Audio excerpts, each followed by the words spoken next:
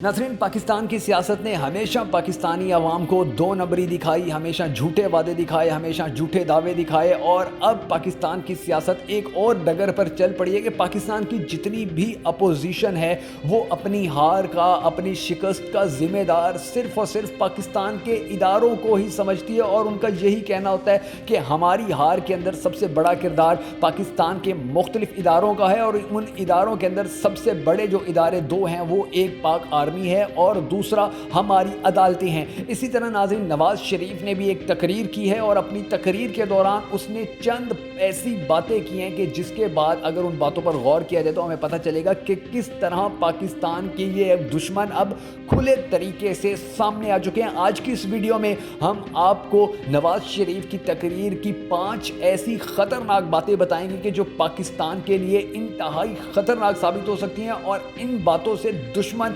बहुत ज़्यादा फ़ायदा उठाएगा। उन तमाम बातों को जानने से पहले हमारे तमाम मोअज़्ज़िज़ नाज़रीन हमारा यूट्यूब चैनल ज़रूर सब्सक्राइब कर लें और हमारी इस वीडियो को लाइक और शेयर करना हरगिज़ मत भूलिएगा। नाज़रीन, नवाज शरीफ ने अपनी गुज़िश्ता होने वाली तकरीर में जो 5 सबसे ख़तरनाक बातें की, उनमें पहली बात ये थी कि उन्होंने पाक आर्मी के जनरल कमर जावेद बाजवा पर इल्ज़ाम लगाते हुए कहा कि उन्होंने जो सौगात यानी इमरान खान अवाम के ऊपर मुसल्लत की है इसका उनको खुमियाजा भुगतना पड़ेगा और उनको हिसाब देना पड़ेगा। दूसरी बात, उन्होंने ये कहा कि कमर जावेद बाजवा की वजह से कौम परेशानियों में मुब्तला है और कौम की परेशानियों के मौजब भी जनरल कमर जावेद बाजवा हैं। तीसरी बात उन्होंने ये की कि जजिस से ज़बरदस्ती फैसले भी कमर जावेद बाजवा साहब ने लिखवाए और हमारे खिलाफ अब तक जो भी सामने आया वो भी सिर्फ पाक आर्मी के कहने पर ही किया गया है। चौथी बात जो उन्होंने की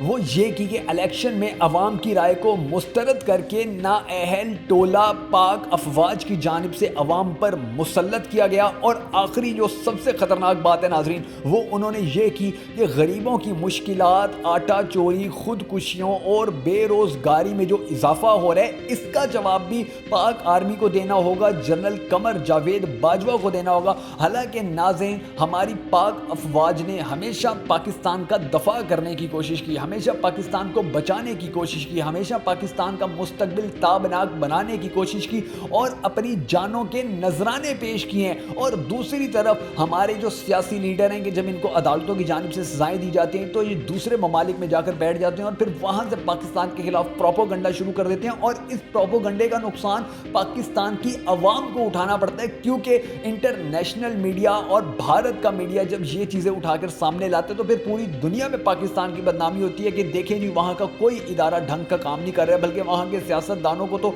वहाँ की आर्मी ही नहीं जीने दे रही है, वहाँ की जो पॉलिटिक्स है वहाँ पर आर्मी जो है वो मुकम्मल तौर पर इन्वॉल्व कर रही है। इसी तरह वहाँ के इलेक्शन आर्मी के बगैर नहीं जीते या हारे जा सकते। तो ये सब बातें दूसरी दुनिया में होना शुरू हो जाती हैं और फिर हमारी अदालतों के हवाले से भी दुनिया भर में शकूक व शुबात जाते हैं, जिस तरह अब नवाज शरीफ की तकरीर के बाद ये चीज़ सामने आई है। तो इन तकरीरों और इन अल्फाज का नाज़रीन पाकिस्तान को बहुत ज़्यादा नुकसान पहुंचने का खदशा है। और अब हम सब का फ़र्ज़ बनता है, हम सब का हक बनता है कि हम सब मुत्तहिद हो जाएं और अपने इदारों के वक़ार और उनकी जो इज़्ज़त है उसको बचाने के लिए हम खुलकर सामने आएँ और इन जैसे गंदे टोलों को कि जो हमारे इदारों को और मुल्क को बदनाम करवाने की साजिशें करते हैं, इनको जल्द अज जल्द इनकी जो हकीकत है वो जल्द अज जल्द पूरी दुनिया के सामने लाएँ।